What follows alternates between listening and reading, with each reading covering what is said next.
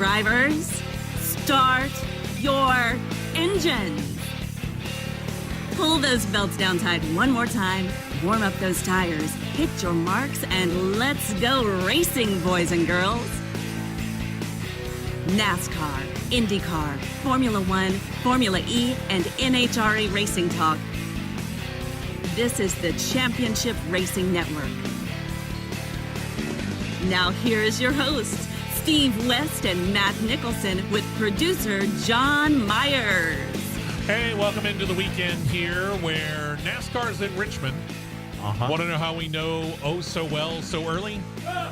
We're going to be shortened because of our flagship station in East Central Alabama, 95.1 The Mountain. Going to, I think it's Truck Series qualifying. Cup. It's a Cup qualifying. Cup. Yeah, Trucks is off this week. At what would be 10:30 a.m. Eastern Time, but it'll be 9:30 a.m. Central Time, which is where we are, God's time. Yep. And that means we're going to go to them early.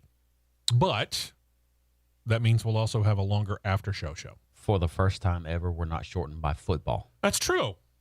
We're shortened by actually racing, which fits because this is the Championship Racing Network. For the best lead-in ever. Yeah, really. Welcome in. Appreciate you joining us. I'm Steve West, Matt Nicholson, producer John Myers here. Since we have a shortened period of time, let's get right into this, shall we?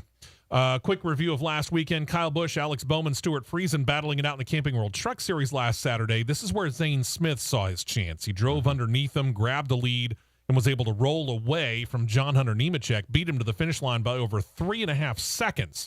Kyle Busch ended up being third, Ben Rhodes fourth, Chandler Smith fifth, Christian Eckes, Tyler Ankrum, Stuart Friesen, Grant Enfinger rounding out the top 10. Alex Bowman got the worst out of that. He spun in that three-wide battle. He ended up finishing 27th. Yeah, he got the raw end of the deal for sure. Yeah, that's what you call making an ill-timed move. Yeah, that's about the easiest way to put it, truth be told. Very ill-timed.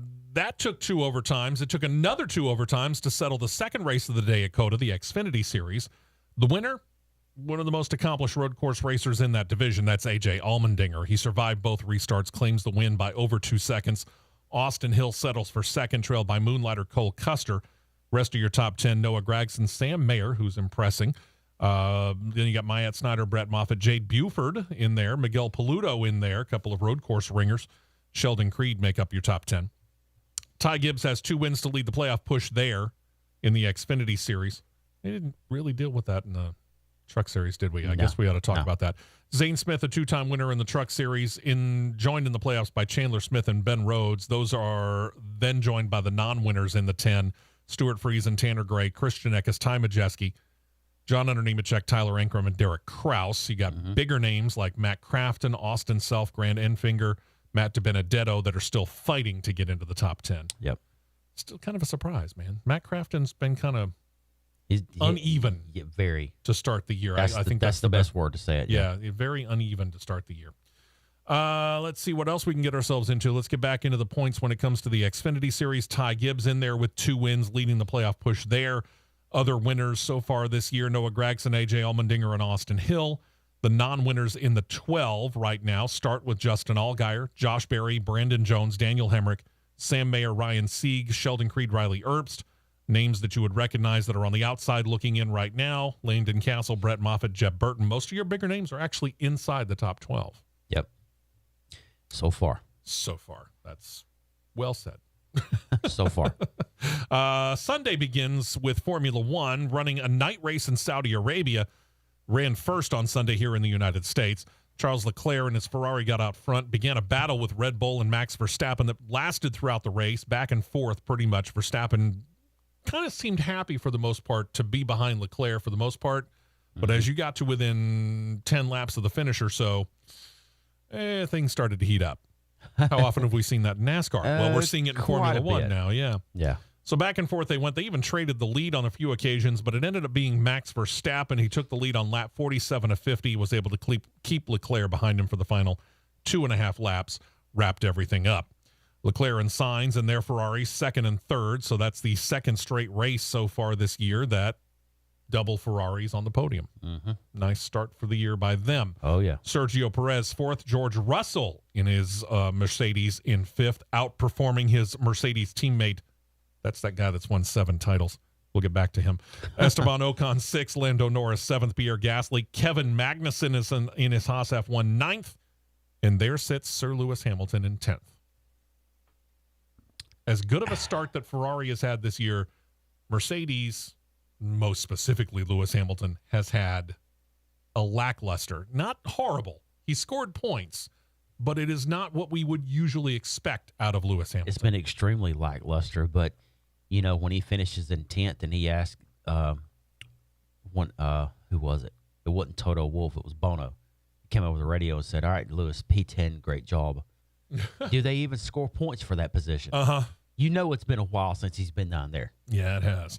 Yeah. Let's see here. This brings us to the points. A win and a second place have Charles Leclerc in your points lead. Got 45 points. Carlos Sainz has 33. Max Verstappen's got 25. George Russell with 22. Who would have thought this top four? Sainz, Verstappen, Russell, with Leclerc leading. Honestly, I didn't have that. I might have had Verstappen in there, but I would have had him leading the points, not Charles Leclerc.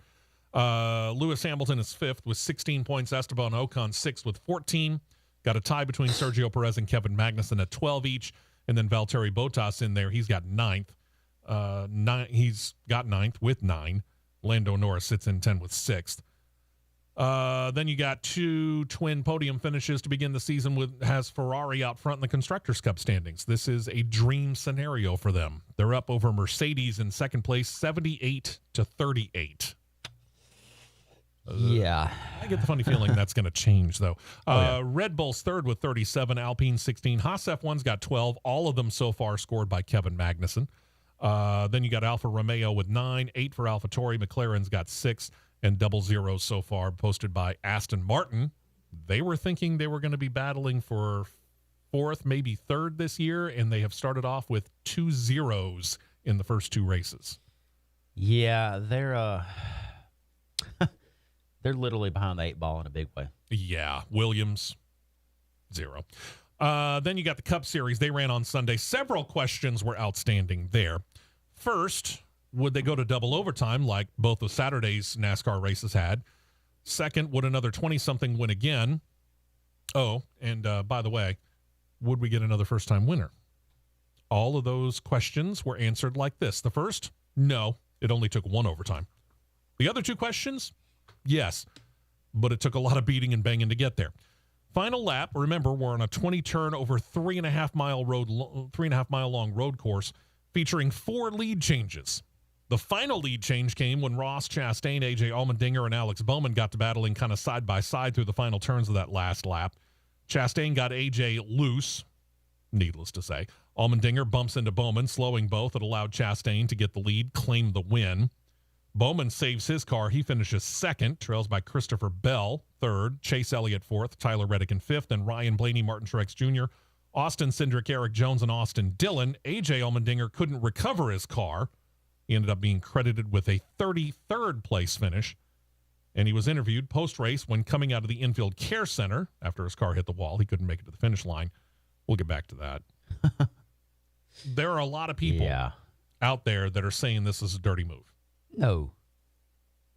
I agree with you, but being the resident driver, let's get the driver's point of view as to why this wasn't a dirty move. It's kind of falls back on the golden rule or the golden saying of all is fair in love and war. And wins. Well, all is fair in love and racing. There you go. I've said it on this very show behind these mics before. When you're sitting in a seat, you know when a move is intentional and you know when a move is unintentional. Because what's sitting in that seat, better known as your rear end, tells you what's intentional, what's unintentional. And it'll tell you in a hurry. Yeah. So did they rub a bit? A little bit. That was a little more than a rub. It was a push. That was what you call sending it. Yeah. Well, rubbing's racing. That's what they say. That's what Exactly. They say. I mean, it's a, would you have expected any less on either a road course or short track? Especially for a guy, and I get it. A.J. Allmendinger is every bit as hungry as Ross Chastain, but A.J. Allmendinger has won at the Cup Series level. Alex Bowman has won at the Cup Series level. Ross Chastain is one of those guys who, and we've talked about him now for a couple of years. Yeah. We've said this before. I think we said this a couple of years ago when he really kind of started to burst onto the scene. Him getting a win in the Cup Series was a matter not of if, but when. Right. And he's been close enough on so many occasions that in this particular situation, he knew he had the car. Earlier in that lap, he got moved aside. He found the opportunity to return the favor, and he goes and gets the win. And that's one of them saying is anything you can do, I can do better. Well, there you go. There you go on that part. So here we go. 6 races into the Cup Series, 6 different winners, all of them in their 20s. You wanted a youth movement in NASCAR. Here it is. 6 wins, 6 different drivers, all of them in their 20s in the Cup Series. First ever win also for Trackhouse Racing, so congratulations to them. Alex Bowman, though, leads amongst the winners in the playoffs at this time. Ross Chastain is actually your second seed. William Byron third, Chase Briscoe fourth, Austin Cindric and Kyle Larson. Those are all of the ones that are locked into the playoffs. The rest of the 16 that are in the playoffs right now, Chase Elliott, Ryan Blaney, Joey Logano, Martin Truex Jr., Eric Almirola, Tyler Reddick, Kyle, then Kurt Busch. Yeah, they're back together again. Kevin Harvick and Daniel Suarez. Some names on the outside that you'd recognize looking in. Eric Jones, Bubba Wallace, Denny Hamlin. That one still surprises me. And Christopher Bell. Denny Hamlin has had has had a worse start to his year than Lewis Hamilton has. Uh-huh. We're just going to leave that at that. There you go. Slate of races for this weekend starts this afternoon in Virginia. Yes, we will get cut short on the show by qualifying for the Cup Series. That's qualifying later today. Xfinity Series getting in the Toyota Care 250. Fox Sports 1 and MRN Radio have your coverage. 1:30 p.m. Eastern, 12:30 p.m. Central Time. Cup Series takes to Richmond Raceway tomorrow to run the Toyota Owners 400 on the 3/4 mile D-shaped oval. Fox and MRN Radio coverage begins 3:30 p.m. Eastern, 2:30 p.m. Central Time. And then finally, on a delayed basis, the NHRA will get in the NHRA 4-wide Nationals at the drag strip at Las Vegas Motor Speedway Complex. Again, airing on a delayed basis, I think, on Fox Sports 1, 7 p.m. Eastern, 6 p.m. Central Time. Can't remember whether are they Mountain Time or are they Pacific? Vegas is Pacific. So that'd be 4 p.m. They're Pacific right on time. They're right on the edge of the Pacific Mountain Line. I'm gonna hedge my bet here. This may not be delayed. This could be live. Yeah. Maybe. It could be. I don't know that 100%. Camping World Truck Series, Formula E, NTT Data Indycar Series, and Formula One, they're all off this weekend. There's a quick side note I want to throw out about the car that Ross Chastain won with. Okay. Tuesday, there was a big media event at Trackhouse Racing, just getting together after their win, going through everything. And I'm pretty sure it was Alex Andrahoff of NASCAR.com put on her Twitter feed. They was going through a thread. They'd already gotten Ross Chastain's car in, and this right here explains the versatility of these new cars, right. What they defined for the versatility of it. They was already doing the tear down, refurbish, standard process that they do. And it was stated where that car that Ross Chastain won with is going to run next. Oh. Talladega. Ah-ha-ha. Okay, then. This ought to be interesting, then. So, very rare do you see a road course car like, hey, we're taking our road course car to Talladega, of all places. Yeah, it's going to be very interesting to see that particular situation here. Real quick, want to take a moment here to let you know about, say, one of our great sponsors that helps you bring portions of this show, talking about Michael Hart and our friends at Ox Foundation Solutions. These are the guys that you need to talk to, especially after the last couple of weeks that we had. Last week we were talking about on the show how we had some really strong storms move through Alabama. Hey, guess what happened again this week? Some really strong storms move through the state of Alabama. This is what you're going to get spring and summertime in Alabama. And what can that do? Well, it can really upset the foundation of your house. Get it checked out. Make sure that everything's okay with a no cost to you, no obligation to you written foundation assessment by Michael Hart at Ox Foundation Solutions. Give him a call or send him an email. Set up the appointment, 205-362-6419, or email him mike@oxfoundations.com. Set up the time. He'll come in, again, no cost to you, no obligation to you, and give you a written foundation assessment if you're anywhere in the state of Alabama. Doesn't matter where it is. Anywhere, literally. He'll go check it out and make sure. Because if you've got a problem It ain't going to fix itself. It's only going to get worse. The longer you wait to get it fixed, the more expensive it costs. Absolutely. So don't wait. Go ahead and get it checked out. And when he's done, all three of us will vouch for Michael. If there's nothing wrong with the house, he'll write down there's nothing wrong with the house, and he'll give you that paper, and you've got peace of mind. If there is something wrong, he's got it detailed with the estimate of how much it's going to cost to get it fixed. Now, here's the fun part. We can give you money off of that estimate. Tell him you heard about it right here on CRN. Mention the promo code WEST, 15% off that total. No cost, no obligation, written foundation assessment, and 15% off because you heard about it right here on CRN. You got nothing to lose. 205-362-6419 or Mike at oxfoundations.com. Don't forget, tell them you heard about it right here on CRN. Don't touch that dial. The Championship Racing Network will be right back.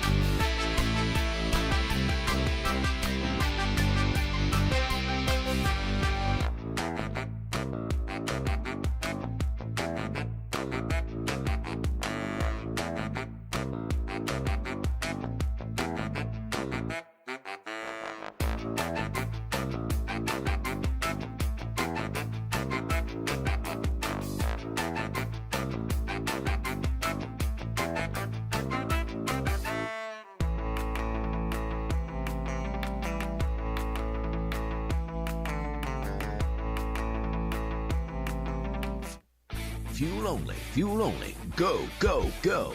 We're back to the Championship Racing Network. Hey, welcome back in. At the suggestion of our producer, John Myers, we have been known to switch around the series that we lead off with, depending on what we feel like might be the biggest story of any particular week. Yeah, I have some good ideas now and then. Yeah, you do. Uh-huh. Well, Formula One ended up being it, based on two things. Number one, we talked about this last weekend on the show about the Saudi Arabian government opposition group that had attacked and set fire to the Aramco oil depot. It's about 6 miles away from the Jeddah road course that Formula One ended up racing on last weekend. We talked about how it concerned the drivers who, as it turns out, we found out later, had actually, all 20 of them, considered boycotting that race before they were assured that security was beefed up for the race to try and do their level best to make sure that it ran without incident. As it turned out, it did. Yeah. Despite both F1 and Saudi officials calming the drivers enough to actually get the race in, some of the drivers were very vocal, not only on Saturday, but on Sunday, about wanting to revisit the idea about whether racing in Saudi Arabia was in Formula One's best interest long-term. Uh-huh. And remember, they got a long-term contract. Yeah. Ferrari driver Charles Leclerc, your points leader, said, quote, "I don't want to go too much into details on the subject now, but it's definitely a discussion that we should all have after this race. Once everything calms down, we'll look back at it, and then we'll see." His Ferrari teammate Carlos Sainz added, quote, "I agree. I think there needs to be discussions after this race. Clearly, what has happened in the last 24 hours is definitely a point of discussion and consideration that we need to take going into the future." Mercedes driver George Russell chimed in. Obviously, there's going to need to be some clarity after this race weekend. See where we go from here. Alfa Romeo's driver Valtteri Bottas, the guy who was unseated by George Russell, said on Saturday, quote, "So we're already here. Let's finish the race. They've increased the security and their defense system, so everyone agreed we might as well do the race and hope for the best." Thank you, Valtteri Bottas. Shot of Thank confidence you. there. Daniel Ricciardo of McLaren then said this, quote, "I think that it's something we have to, let's say, keep assessing." Formula One boss Stefano Domenicali was asked about the driver's comments after qualifying. He said, quote, "It's a matter of understanding the situation for sure. We're not blind, but we don't have to forget one thing. This country, it is also true that Formula One and the sport, we believe, is doing a massive step forward. You can't pretend to change culture that is a millennium old in a blink of an eye. With the resources they're moving into place to move forward, you could see it here. Women couldn't drive a couple of years ago. They're achieving it. They're changing a lot of laws to make sure that this is happening." And then Domenicali concluded, quote, "Of course, there is tension, things to improve. We don't want to be political on that, but we do believe that we are playing a very important role in the modernization of this country. We're focusing on making sure this is at the center of our agenda." And then given a couple of days separation, he said later on in the week, Wednesday or Thursday, I can't remember which, he said that it feels that it is actually Formula One's duty to continue to race in Saudi Arabia despite some safety concerns or even the country's bad human rights record in order to try to assist in changing the culture there. Shedding some light on it, basically, is what he means. He said this, quote, "As we discussed, the country has its own problems to grow, and sport, Formula One in general, has the duty to make sure that it is maximizing attention on what is happening and taking it in the right direction. We don't want to do politics in Formula One, but for sure, I do believe that the sport will help the country that wants to change its culture. Cannot happen from day to night. It is very important as a change, though. As Formula One, we need to do our duty," he keeps saying that, "to make sure that we do something of such importance as can happen, and that's why we stay there. That's why we do believe that working together, we can shape a better future in a faster time." And this is, let's just say, a financial interest to Formula One as well. Yeah. Formula One has a 15-year contract to race in Saudi Arabia. While we don't have the details on this, reportedly, that 15-year contract is worth some $65 million annually to Formula One, not to mention the Aramco oil sponsorship, which adds another, give or take $40 million annually to that sponsorship deal. That's 105 if my math is right. Uh-huh. Yes, sir. What happens For if 15 years. My question is, what happens if F1 decides not to race in Saudi Arabia? Money lost. Money lost, Well, big yeah, time. but is there fines for breaking the No, contract? because Formula One can break the contract anytime they want. I would imagine most of the contracts state that Formula One can end the contract without penalty to them. I haven't seen one, but I would imagine that's probably the case. Yeah. More than likely. And then there is, we hope, better news about races. We did get confirmation of one that we mentioned that probably was going to hit real soon, that Las Vegas would be hosting a Formula One race in 2023, possibly happening on our Thanksgiving weekend. That has yet to be confirmed. But the course was revealed on Wednesday. We do know that it will happen in November of 2023, but Formula One has yet to give an exact date or an exact race start time. But there is talk about it being a Saturday night race here in the United States. Could be as late as 10 o'clock start Eastern time here in the United States. Bring on the lights, baby. Oh, yeah. That said, as we mentioned, the course layout was revealed. You get to see this if you're watching on our YouTube feed. Go onto YouTube, look up CRN Live.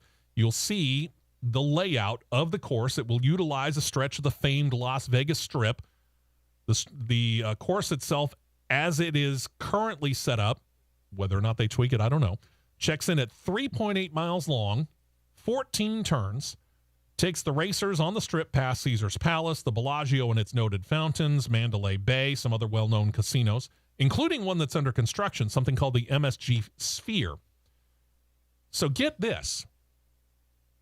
From 2011, when we did not have a race from Formula One here in the United States, 11 years ago, we now have 3 as officially as of next year, 12 years. We went from, COTA 2012 debuted. This year, we have Miami. And next year, we debut Vegas. And all 3 are planned to be on the schedule for next year. That's right, 3 U.S.-based races. And Formula One still seems to think that there could be a 4th because they still keep talking about this desire to race somewhere in and around New York City.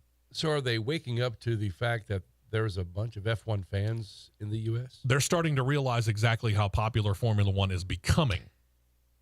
I don't know as we've reached a ceiling here. No. I don't think so. But at the same point in time, you still got to understand the monster is what it is. When it comes to motorsports here in the United States, it's still NASCAR. Yeah. But Formula One realizes, hey, we've got a group of people in the United States that really want to check us out. Witness 400,000 people turning through the gates at COTA last year. Mm-hmm. Let's take advantage of it. And they are. Yeah. But this would be an appropriate time, I feel like, if we had the bed music for Lindsey Buckingham singing Holiday Road. Yeah, not going to happen. Yeah, because I feel like this is Vegas Vacation 2 CRN edition. Yeah, I would like to do it, to be real honest with you. And given a year and a half, we might be able to make something work. Because that stretch from 9, 10 down to 11 is going to be stupid fast. You're right. How fast? Well, we noted it. 3.8 miles long on city streets, 14 turns. But as it's revealed, and again, if you want to look at it, CRN Live. He's going to put it back up. Long straights, or a turn 10 that is really more curve than turn. Simulations, yeah, they've already run them, have the racers hitting top speeds of 212 miles per hour, similar to Monza, which is currently the fastest course on the Formula One schedule. They're stating should be about a 50-lap race. Vegas officials, by the way, have also said that they plan to repave the entirety of the planned course because they want to make sure that the track is as smooth as can possibly be for this race. You'd hope so. Yeah. That curve that we're talking about does include the Vegas Strip. Yeah. And that's where we're talking about them hitting as much as 212 miles per hour. Yeah, it's the strip that appears to be in front of Caesar's Palace. Mm-hmm. Yeah, where they used to race, in the parking lot. Yeah, down by the Eiffel. Yeah, down by where the Eiffel Tower is. Yeah.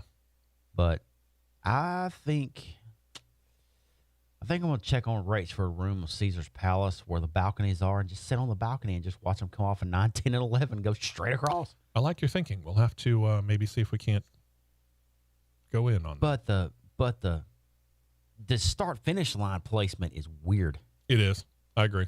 Very weird because you got. It's not on the Vegas Strip, by the way, just to let you know. Again, I don't know whether this is finalized. There may be tweaks to this. We'll keep an eye on it. But as it sits right now, yeah, this is going to be a fast race, and it may be actually quite entertaining. Yeah, I mean, it from 14 down to 1, that's going to be an awfully short little shoot right there, just going from down from 12, 13, and 14 is going to be pretty quick. Mm-hmm. I agree. It still will be quick, but and we haven't seen exactly where they're going to put pit road yet. if looking at this diagram of where the layout is, the paddock and pit road area is probably going to be, I'd say, in the giant parking lot of where the high rise is on the far right hand side. Okay. Again, we're not far from where the Ferris wheel is. We'll be looking for more details on this as time comes along. We'll let you know as soon as we know. Yeah. The drivers seem actually quite excited about this. The drivers were asked about their thoughts about it the day that it was released. They were given a card that showed them the layout of this. Valtteri Bottas simply looked at it and said, that's epic. Lewis Hamilton proclaimed it hardcore. George Russell said, quote, that's amazing. Oh, that's going to be awesome.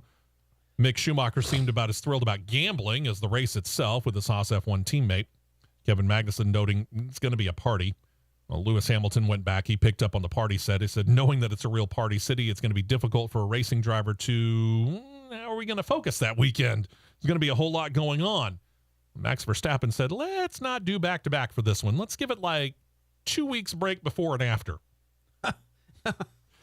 And then here was the one that really I thought was a very interesting comment. Daniel Ricciardo teased this, quote, I was going to retire. I will not know more. All right, then. Sounds like he wants to go to Vegas. That does appear. Ooh. And here's the flip side of this. Now, think about this. This is going to be one of those opportunities, Las Vegas. Honestly, kind of like Monaco. Monaco runs on a street course. Yeah. And you got all these buildings and all these abilities for the fans to have all kinds of different ways of watching this race, right? That brought up the attention of McLaren CEO Zach Brown. Zach Brown, knowing some of these newer offerings, Las Vegas specifically, he called out most likely the most prestigious race in Formula One, Monaco. Monaco's been on the Formula One calendar every year except for 2020 due to COVID. But Brown seems to think that Monaco might need to step things up a little bit. He thinks things with the Monaco Grand Prix might be getting a bit stale. Ooh, this is a big call out. Talked to the Reuters news agency, European news agency, kind of equivalent to the Associated Press, and said this, quote, Monaco always stood for the most glamorous part of Formula One. I think Miami, Singapore, and Las Vegas are all starting to add some pretty glamorous markets. He's not wrong. And then there's this. Most people probably didn't know this. He noted Monaco doesn't actually pay a race hosting fee. And in recent years, he said they've been a little bit more than a high-speed procession of the racers with very little passing. He said, quote, I think Monaco needs to come up to the same commercial terms as the other Grand Prix races. Maybe also needs to work on ways that they can adapt their track because as our cars have become bigger, the racing has become more difficult. He's not wrong. No, he's not. And then something I saw yesterday as well. After this year, as of now, Monaco has not renewed a contract with F1. No, they haven't. They're crown jewels in every single racing series. For NASCAR, it's Daytona. For IndyCar, obviously, it's Indianapolis. If you're in sports car racing, it is the 24 Hours Le Mans. No disrespect to the 24 Hours of Daytona. 24 Hours Le Mans it has that panache. Yep. Okay. In the NHRA, it's the U.S. Nationals at Indianapolis. In Formula One, it's been Monaco. Yep. For a very long time. You know, it doesn't matter that Britain was the first ever considered to be first ever sanctioned Formula One race. It doesn't matter wherever else that they've been in the world. You could go to some really glamorous spots. Monaco has always been that high prestige race within Formula One. It'd be weird not to have it there. It'd be like saying NASCAR didn't start off at Daytona. And I know that they haven't always, but we've gotten used to them being the kickoff of the year, the Daytona 500. Right. It'd be weird to say that. It'd be weird not to have the Indy 500 on Memorial Day weekend, just like it would be odd not to have the Coca-Cola 600 on Memorial Day weekend. It's But Monaco, Zach Brown's right. yeah, he's right. He's spot on. Okay. I mean, it's not just a fact of watching Formula One races there. Mm-hmm. You know, I've enjoyed the show, in BBC. I'm going to go ahead and give them a plug, even though they're not advertisers. BBC America has shown here in the United States Top Gear. And, of course, the more famous one is back when Jeremy Clarkson and James May and Richard Hammond were the hosts. And at one point in time, they did a kind of a trip, and they ended up in Monaco. And they were able to, a couple of weeks before the race actually happened, they were allowed to go out and they were able to run on the Monaco course. Yeah. In their regular cars. And even then you could tell cars are getting a little wider in general terms, even in Europe, which loves small cars. And you could tell it was a little tight in some sections there. And Formula One cars, Zach Brown has noted, have gotten wider. Uh-huh. And over the course of that time, there are areas you can't do side by side. No. So, yeah, he's right. It becomes processional. Yeah. And I don't care how high speed it is. It becomes processional. Kind of boring, truth be told. You know, you're waiting for the action, but where's that action going to come? It only comes really in a certain couple of areas. Right. So, yeah, they're going to have to figure it out. They're going to have to work it out, trying to figure out what's going on there and see if they can't get it fixed. But that's their situation. Monaco's got to figure this out. If Monaco can't get their contract situation reset, though, that's going to be a massive loss. It will be a big loss, but I could see an event like, let's say, you really can't say any of the U.S.-based races yet. Not yet. Vegas has the opportunity. Miami has the opportunity. And Miami has the opportunity. My biggest problem with Miami, though, is I think the fact that they're running a course in the parking lot of a football stadium. Yeah. It's the scenery that is included with Monaco that makes it such an event in a lot of ways. It's not just right. the race, it's where it's set. Being able to go through and right down the Las Vegas Strip in some of the most famed casinos and resorts that are there, I think that has the bigger chance, truth be told. But current day chance, if Monaco happens to drop off, I could see a track like Abu Dhabi being the crown jewel. I could see that as well. Absolutely. But it'd be so weird. It really would. It really would. John, I'm going to ask you to check on this because we have gotten word that our friend here from 95.1 The Mountain, Grady Sapp, is out at Talladega Superspeedway. And you're thinking, it's not race weekend. Race weekend's in Richmond, right? Well, yeah, you are right. But there are things going on at Talladega Superspeedway that you want to know about. And it's one of those charitable situations where you get to take your car out on Talladega Superspeedway. Mm-hmm. So let's check and let's see if Mr. Grady Sapp is available right now. Grady, can you hear us? I can indeed, and I'm live here at Talladega Superspeedway this morning, guys, because it's Track Laps for Charity that's going on today. All the proceeds for the laps around the track will go to the Girls and Boys Clubs of Central Alabama, which is a very worthy cause. So yes, it is. Here's the setup. Basically, you can come out to Talladega today, and you can pay a $50 donation. That'll go to the Girls and Boys Clubs, and you can drive your vehicle at interstate speed around this 2.66-mile Talladega Superspeedway. And listen, if you've never done it, you guys have done it, I've done it. It is phenomenal to be able to get out there and see the track from that perspective. That's a lot of fun. Yep. Also, they're going to have the Talladega Garage experience open today. It's an open house. Big Bill's will be open. They'll have the kids zone and the play zones are going to be open. You can get your picture taken in Ruhoff Mortgage Victory Lane next to the iconic Vulcan Trophy. all of that activity is going on out here at Talladega this morning until early afternoon. They'll get it cranked up at 9 o'clock. When I came in a few minutes ago, cars outside ready to roll in here and start taking laps around the track. And, of course, open house and all that going on at the same time. So it'll be from 9 till 1. So if you want to come out and enjoy some fun activity on a Saturday morning and Saturday afternoon, I would say this is the place to be, guys. Oh, yeah. Absolutely, yeah. Like you said, we've all done it. It is such a fun thing to do, and it's somewhat counterintuitive because if you're going at 70, 75 miles per hour, you're turning left going through turns 1 and 2 or 3 and 4. But at that speed, you're actually turning your wheel a little bit to the right because gravity wants to pull you down that 33-degree banking. Mm-hmm. So I'm just trying to figure out if I can get the mountain truck on here. I got faith in you. I bet you can. We have connections. I know you know a guy. The best thing of all this, it all goes to charity. It does. Yeah. Yeah. Central Alabama, East Central Alabama Boys and Girls Clubs. Go ahead and do this 9 a.m. to 1 p.m. And Grady, we're going to check back with you here in just a little bit and find out a little bit more. Like, did you get the mountain truck out there onto the track? Sounds good, guys. I'll talk to you shortly. Sounds good. We're going to take a break. When we come back, normally 20 cars start a Formula One race, right? Only 19 started the race last weekend. We'll tell you who was missing and why when we come back right here on CRN. Stay right here for more on the Championship Racing Network.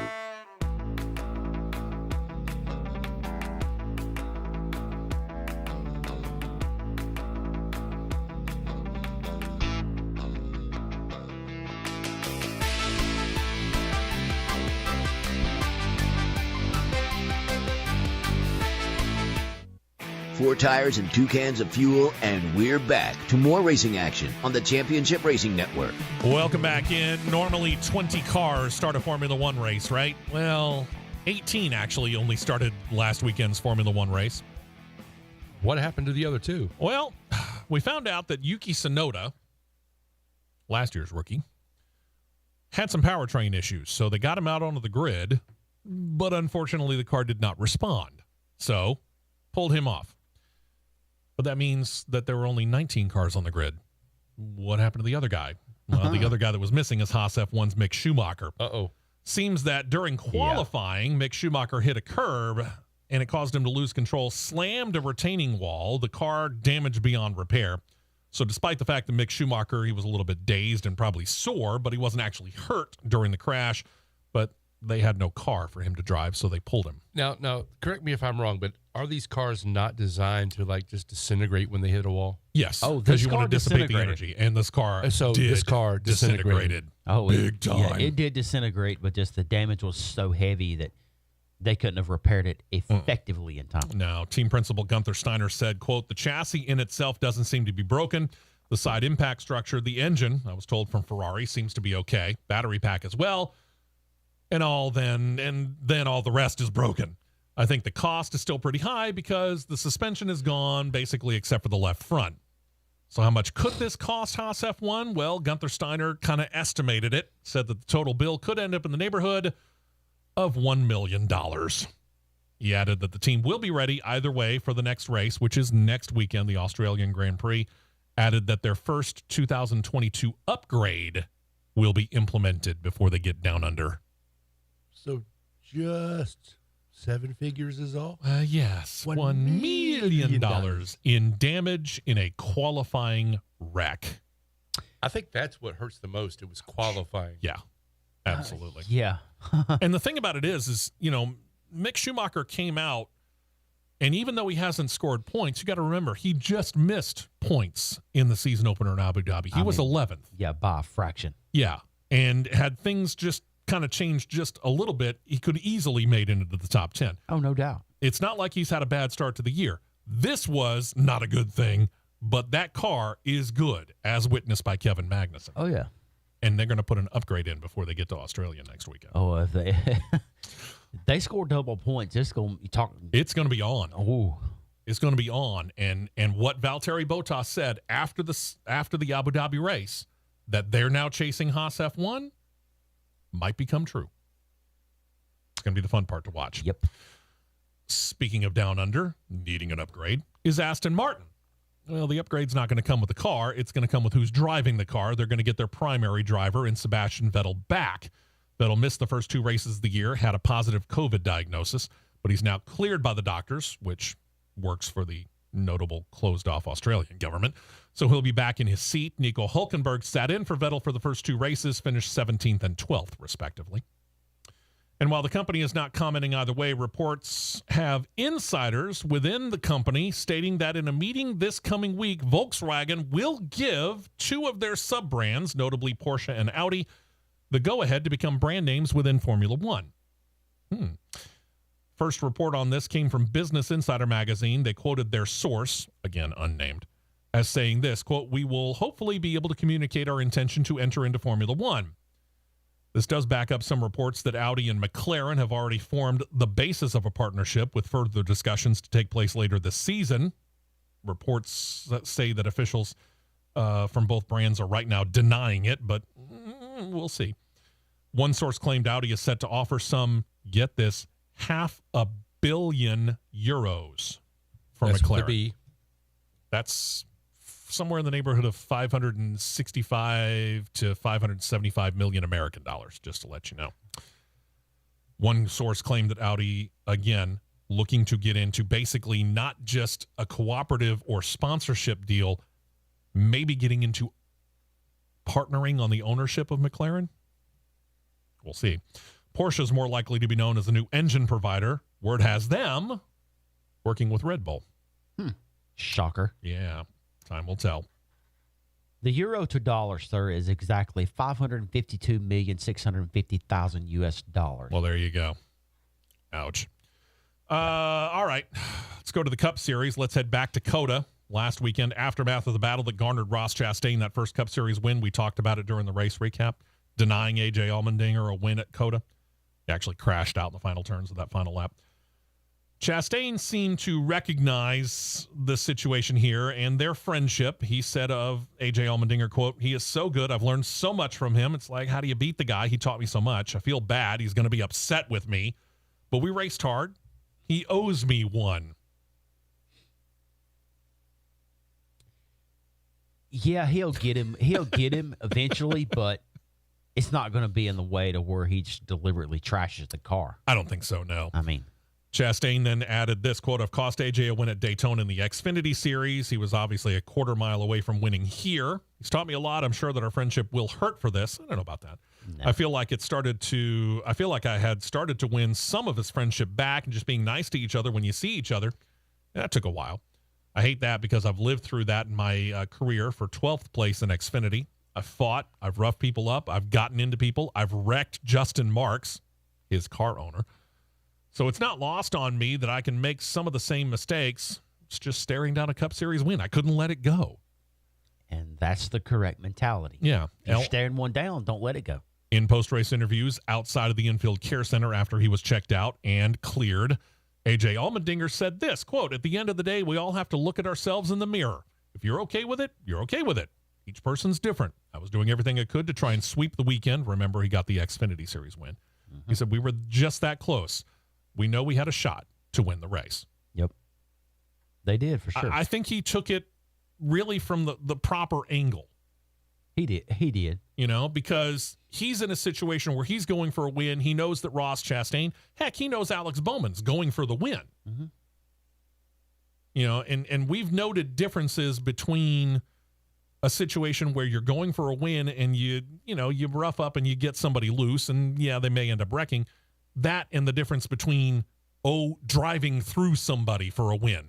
Witness Austin Dillon winning a Daytona 500, but literally running through Eric Almirola to get it. Yeah. There is a difference. Big difference. And then there's that situation that you and I still don't really agree with. Bubba Wallace lost a wheel during the race last Sunday, and as we know, that's a big no-no for 2022 according to NASCAR rules. Here's where we've got the problem. Officials within NASCAR have hit Wallace's crew really, really hard. Robert Booty Barker, who's the crew chief, he's been nailed with the 4-race suspension. Okay, I can kind of understand that. You're trying to make sure to mitigate the loss. You want to hit them hard. You want to make sure that they do what they need to do. Here's where it gets weird. 4-race suspensions were also handed out to the rear tire changer. Kind of see that one. He's responsible for the wheel not being on there enough and falling off. But they handed it to the jackman as well. Still don't get the jackman suspension. I'm pretty sure that I saw this through Bob Pockrass' social media where someone was asking him that question. Yeah. I can't believe I'm actually saying this, but he actually made a valid point. Okay. Hey, any explanation works for me. I want a valid explanation as to why. He made a valid point, but it's not 100% confirmed. I'll say that. Okay. The reason that the jackman is suspended because the signal to go and leave the pit area is when the jackman drops the car. That's true, but otherwise he doesn't really have a whole lot to do with the tire. But if I'm crew chief in the car, take me out of the driver's seat. If I'm crew chief in the car, Steve's Steve's a tire changer. Mm-hmm. John's a jackman. Do we actually seriously think John's going to leave the car on the jack post and go and say, "Okay, boys, did you tighten your tire? Did you tighten your tire? Did you tighten your tire? Did you tighten your tire?" No, and I'm sitting on the pit box screaming, for the love of humanity, drop the car and let him go. Exactly. No, he's not going to do that. Because the idea is to get in and out of the pits as fast as you possibly can. But one thing that I think they need to start looking at, you can't repetitively 6 weeks in a row now, 6 weeks in a row, Yeah. have a car that has a tire fall off just randomly out of nowhere because it's one on, one off. Yeah. One on, one off. You don't have this problem in IMSA. You don't have this problem in Indy. This is me talking. Go for it. I think there's a manufacturer defect somewhere in these lugs because you just don't randomly see them pop off like this in any other one-wheel lug sport. There's a part of me that wants to say there's a growing pains issue here because they're just not used to it. But at the same point in time, yeah, I mean, they've known this was coming. They've been practicing with this for a very long time. But I agree with you. In your scenario, you're the crew chief, John's the jackman, I'm the tire changer. Mm-hmm. John's job is to be watching, and if put myself in the rear tire changer, he's got to split his attention. So he's in the middle of the car. He's looking at both the front and the rear tire changer. If I pull, feeling like I've got that lug secure, if I pull that wrench away, that tells John I'm done. I'm not looking at him and giving him a thumbs up. His cue is when I pull that air wrench away from the lug. I even go this far. Instead of having to look and use your peripheral vision to see on both sides, you're listening for that. Yeah. Because when you have that, it's off and you're back on the ear. Yep. You're hit. It's locked. Yeah. That should be your signal. It's locked. You're listening, but you're also using that peripheral vision. And once you see, if you see that air drill coming away, you know that I'm saying I'm done. Yeah. John hasn't got control over that. Right. Okay. He sees the rear one done. He sees the front one done. He drops the car. It's on me as the tire changer if I didn't get that lug tight. It's not on John. Correct. It's not on John. Correct. I don't know. I don't either. Oh, boy. Let's go on to some better news here. Yeah. For those of you checking out CRN Live on YouTube, you get a picture of this as well, where Front Row Motorsports continues to add sponsors through the 2022 season. We thank jayski.com for the picture here. Generally, I got to give Front Row Motorsports credit on this. They're bringing in names that have not been in NASCAR before. For example, their latest is Rhino Systems. They got their main product. You may have heard of it. It's called Navage Nasal Care. The number 34 Ford Mustang, as you'll see again on CRN Live on YouTube, driven by Michael McDowell, featuring the new sponsor S Primary this weekend at Richmond. And for 3 more races this spring, Martinsville, Dover, and Darlington. So all really in rapid-fire fashion, they're going to get their sponsorship in. But as we've said before, congratulations to Front Row. They're picking up sponsors that have never sniffed NASCAR before. And good for them on their part, because they're probably able to work in some kind of a deal to where it's affordable to get them in. Yeah, I agree wholeheartedly. Could we find ourselves continuing long-term at COTA? We'll find out. Last weekend's triple header at NASCAR, for the NASCAR weekend at Circuit of the Americas, the second year of an initial 2-year deal with the track. Speedway Motorsports Incorporated operates the race, rents Circuit of the Americas for the weekend effectively. Track officials reportedly have agreed to extend the deal for 1 more year. Now, the initial deal was for 2021, an option for 2022, which obviously was picked up. Goes for 1 more season under the original terms, according to the Austin American-Statesman newspaper. Last Sunday's Cup Series race, the Echo Park Automotive event sponsored by them, expected a crowd of about 50,000 people in the stands. Far from a sellout, as you noted. We talked about it on race day, how the stands seemed a little sparse, but that's what they expected, and apparently it was enough to impress both officials with Circuit of the Americas and SMI. Okay. SMI's chief operating officer, Mike Birch, told the paper, quote, "We feel confident enough to take ticket renewals for next year. It's a good sign that we want to be here. We feel pretty good. We're going to be back." Okay. Open it up. But yeah.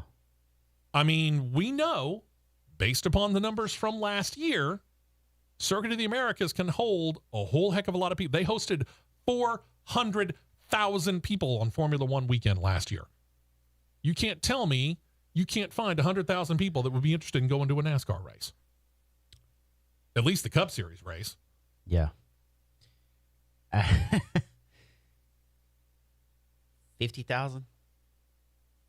400,000. And we're not saying all 400,000 were there on Sunday of race day. You know the track can hold it. But yeah, you know the track can hold more than 100,000 people. Why aren't you opening it up? I don't Get know. it out there. Something. Don't know.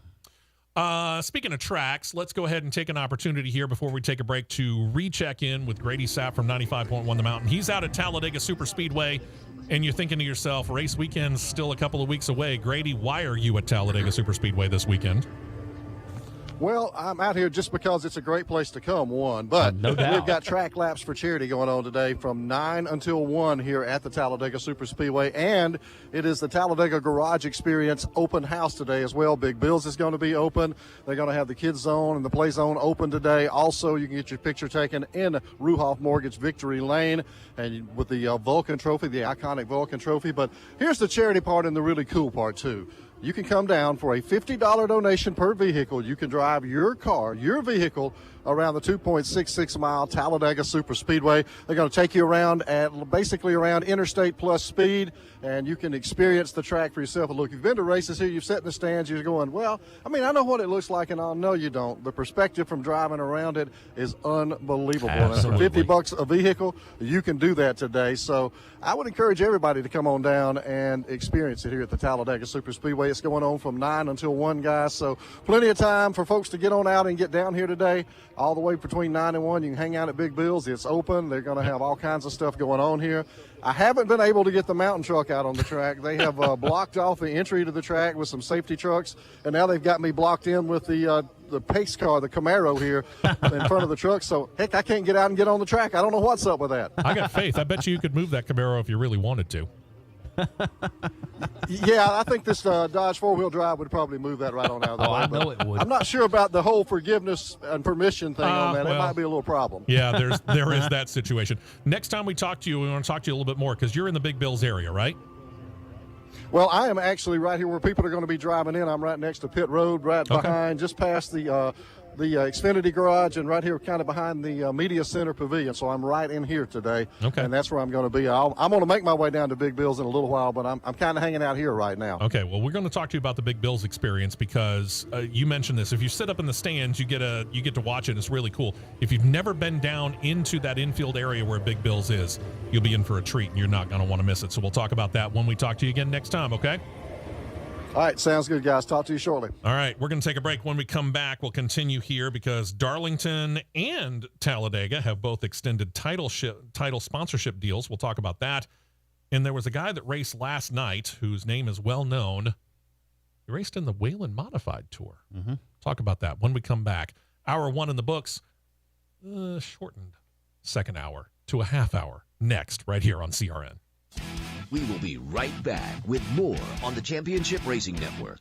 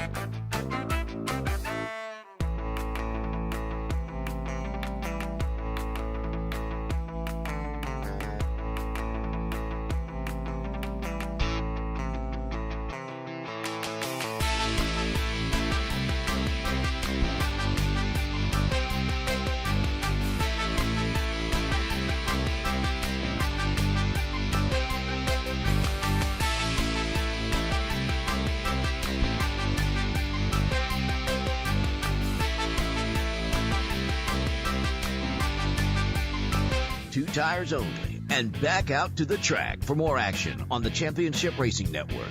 So we talked about COTA and NASCAR. Hopefully, they say they're going to be back there. Darlington, meanwhile, Darlington Raceway and Cookout Restaurants have signed a multi-year deal to their entitlement for the famed Southern 500. Now, Cookout's one of the fastest-growing chain restaurants in the United States. It's also the official quick-service restaurant of Darlington Raceway. So there you go. The race is officially the Cookout Southern 500. It kicks off the 2022 Cup Series playoffs. Later in the playoffs at our home track, where Grady Sapp is right now, Talladega Superspeedway, they have extended a title partnership deal with one of Matt's favorite sponsors, Yellowwood. The deal continues the race, and it will continue to be known as the Yellowwood 500 through the 2024 season. This year, the race takes place October the 2nd. Continues a partnership that actually began back in 2020. Yeah, 2023 edition is going to be real fun. It should be. Because it's...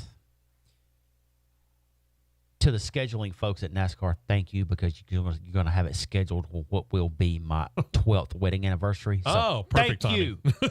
Perfect timing. Great timing. Last night at Richmond Raceway, Ryan Newman. Don't say it, John. Ryan Newman, yes, we're talking about the same guy who is the 18-time Cup Series race winner. He was racing the Whelen Modified Tour race last night. The 2008 Daytona 500 winner has no Cup Series ride this year. He's hooked up with a new team in the Whelen Modified Tour, which is SS Racing, owned by former NASCAR racer Hermie Sadler and Virginia State Senator Bill Stanley. Drove their number 39, a well-known number to Newman.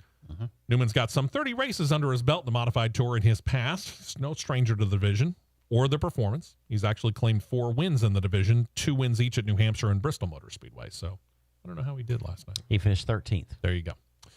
As we noted here on the show last week, Circuit of the Americas was the qualifier for the Xfinity Series and the Dash for Cash series of 4 races. The drivers who head into today's race with a chance at a $100,000 bonus. COTA's race winner, obviously, A.J. Allmendinger, along with Austin Hill, Sam Mayer, and the driver who won 3 of those bonuses last year, Noah Gragson. Gragson was kept from getting all 4 bonuses by his Junior Motorsports teammate, Josh Berry. Xfinity Series qualifying is wrapped up. Who's on the pole? Or should we ask? I'll give you 2 guesses, and the first 2 don't count. I'm going to go Ty Gibbs. Yep. There you go. Who's he joined by on the front row? John Hunter Nemechek. That's right, too. He's running Xfinity this week. He's driving the 18 car this week. Okay. All right, let's take a look and see where our 4 bonus babies are. A.J. Allmendinger? And I think AJ was like 12th. I'm waiting on to see an official starting lineup. They're still waiting to post it. Okay. Well, we know who's on the front row, so that's the big and important Yeah, thing. we do know who our 4 D and Qs are. Uh-oh. Yes, we actually are sending cars home this year. Yeah, there you go. It is. Come on with it. The 4 D and Qs are Dylan Bassett, Matt Mills, Harrison Rhodes, and Howie DiSavino III. Howie was trying to make his debut this weekend. It's what happens when you put up the Xfinity Series. 38th fastest time. It's not going to cut it. He was supposed to try and get in there for Alpha Prime Racing. Sorry about that. Yeah. SS Greenlight Racing has announced that they purchased the owner's points of the number 92 DGM Racing entry and have assigned those points to their own 08 entry. DGM announced on Monday that they were going to scale down to a 2 full-time car race team, with the number 92 becoming a part-time 3rd car. The 08 has qualified for 2 races, both of them with David Starr driving. And prior to the deal, they were sitting 42nd in points. This deal, now with the assigned number 92 points, jumps them up to 24th in owner's standings on that car. So it helps the team out, as they had announced that David Starr was set to drive the 08 Ford Mustang in 28 of the 33 races this year. DGM didn't enter the car for this weekend. They were concentrating on the number 91 to be driven by Mason Massey, and the 36 to be driven this weekend by Alex LeBay. There are 2 other drivers, Kyle Weatherman and road course ace Preston Pardis, who drove for them last weekend at COTA. Mm-hmm. And then there's the interesting thought of whether or not Junior Motorsports will get into Cup Series racing as a team. Well, they talked about it again. Kelly Earnhardt Miller, Junior Motorsports co-owner, Kelly Earnhardt Miller, talked to NBC Sports this week, stated that there is still an interest in forming a Cup side to their operation, but she reiterated that the timing needs to be right. As a whole, she said that forming a Cup team has been considered, talked about, but she acknowledged that there are several hurdles, most notably acquiring a charter, which we talked about this during the offseason. It's only gotten more expensive because so much more interest from so many new operations.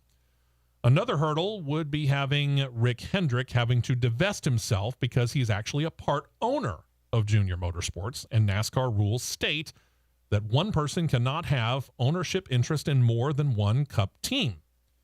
She added this, quote, "It's all about timing. What's going to make sense? So are we thinking things through from last year in terms of the new car?" Obviously, that kind of propelled our thought process on that barrier of entry and what we thought would be more competitive. It's really all about the timing. I don't like to rush things. I feel absolutely 100% feel good about this. I'm ready to pull the trigger. If I have any kind of reservations, though, I'm ready to go through this and make sure that I do my due diligence. This is pretty much what she talked about earlier. So this is pretty much what we understand is the case for Junior Motorsports. Yeah. They're going to take their time. The weird thing is you're looking at Dale Earnhardt Jr., who's in his mid-40s. Mm-hmm.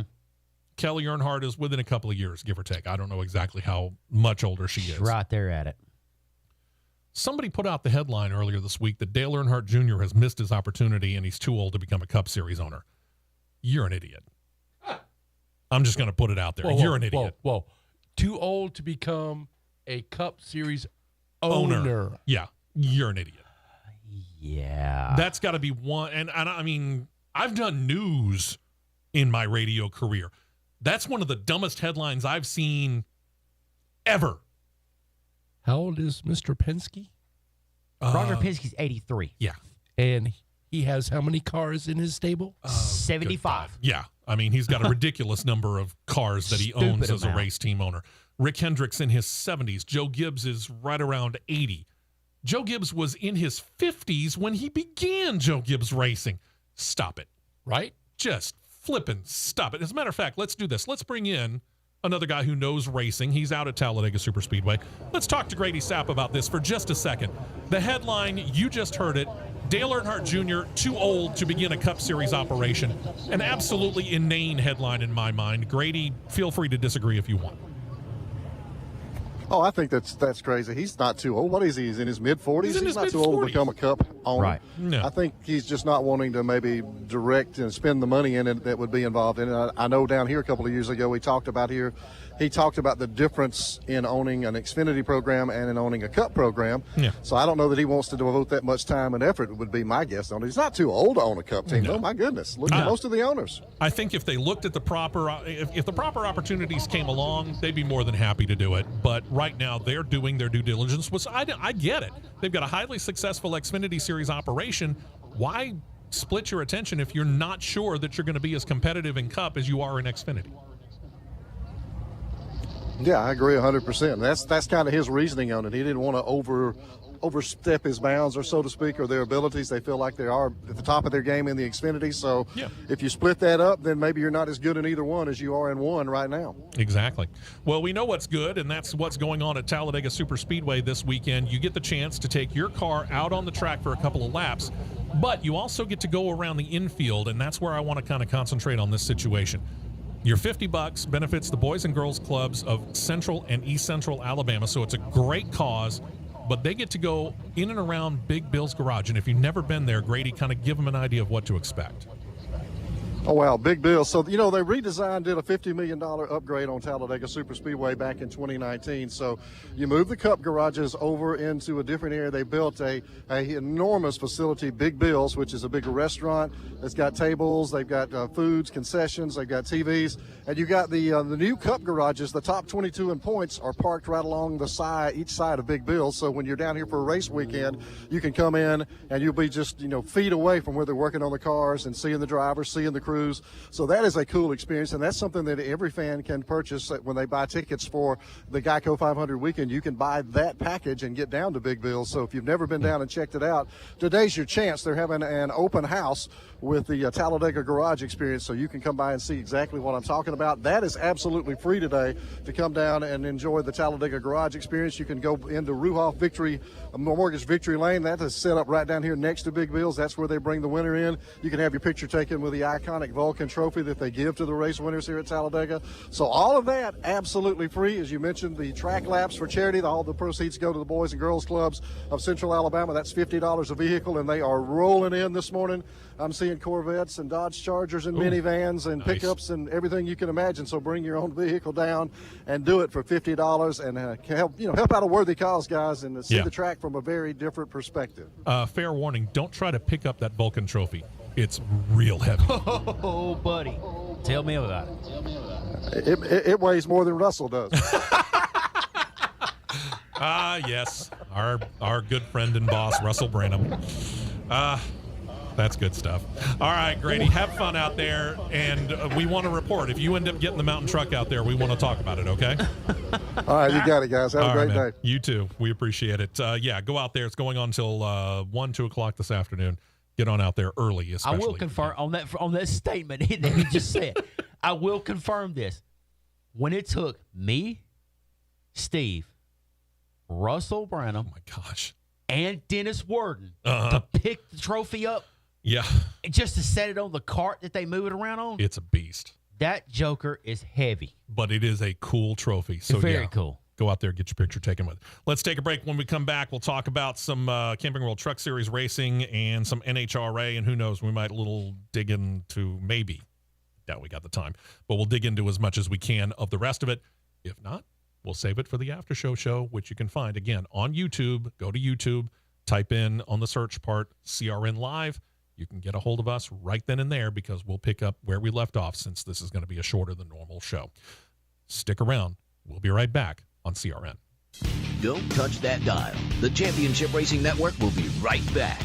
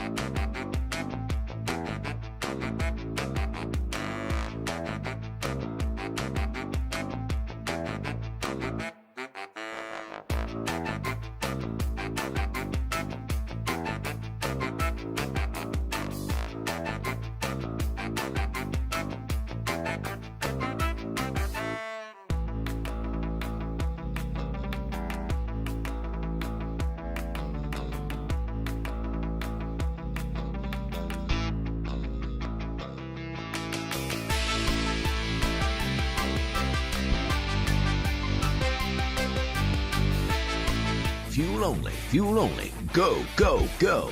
We're back to the Championship Racing Network. Yeah, for a couple of moments, basically enough to tell you a little bit about what's going on in the Camping World Truck Series. Yeah, they're off this weekend, but that doesn't mean that they don't have news, and it really deals with the upcoming Bristol Dirt Race.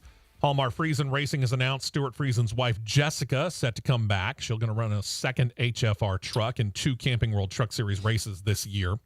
She's going to drive the 2 dirt races, as it turns out, Bristol and Knoxville, April 16th and June 8th, respectively. She will drive the number 62 Toyota Tundra with Tripp Bruce as her crew chief in both of those events.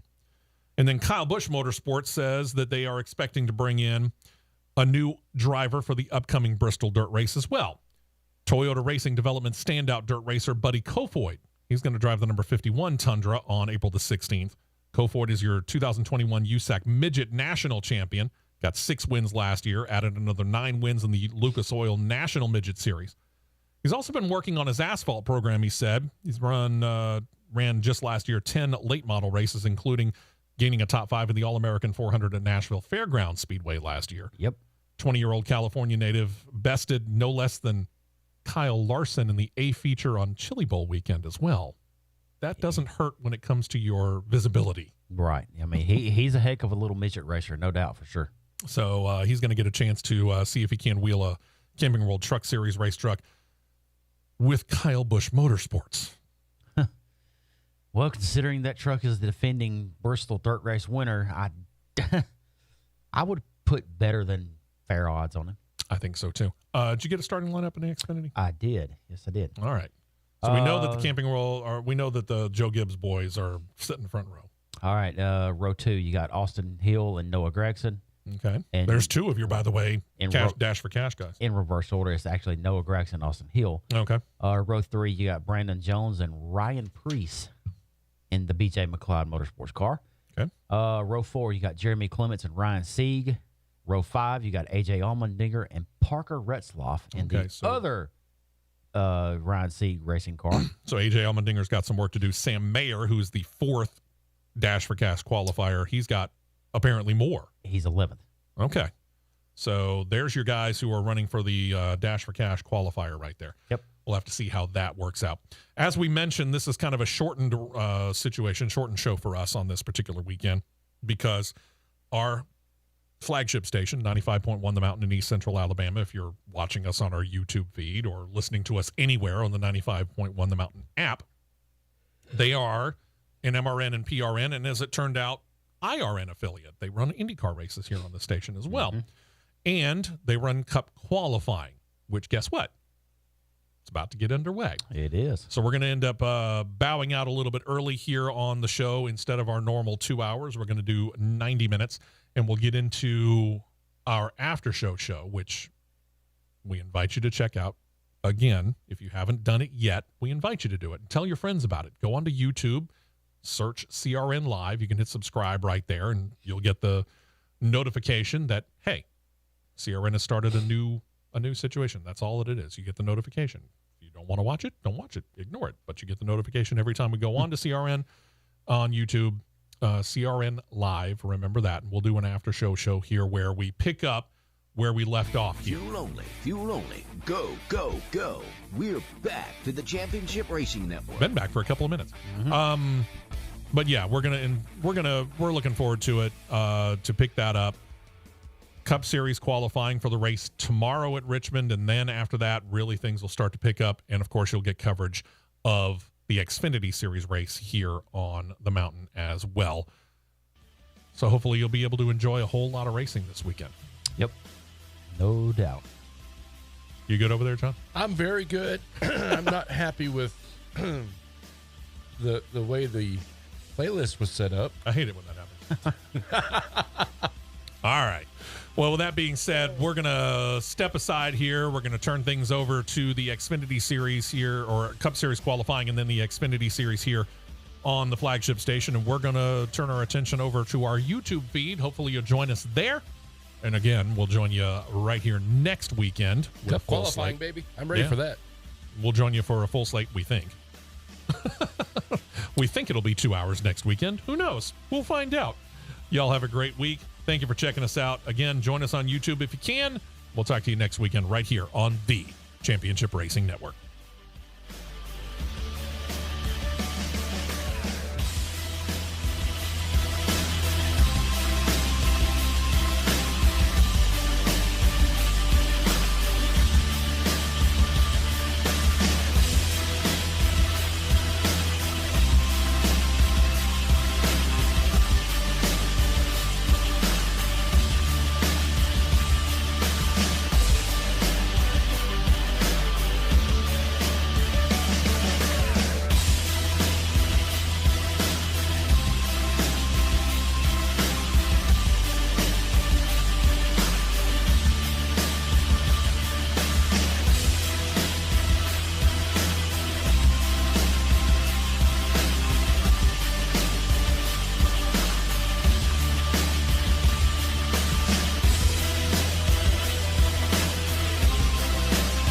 This has been a presentation of the Championship Racing Network.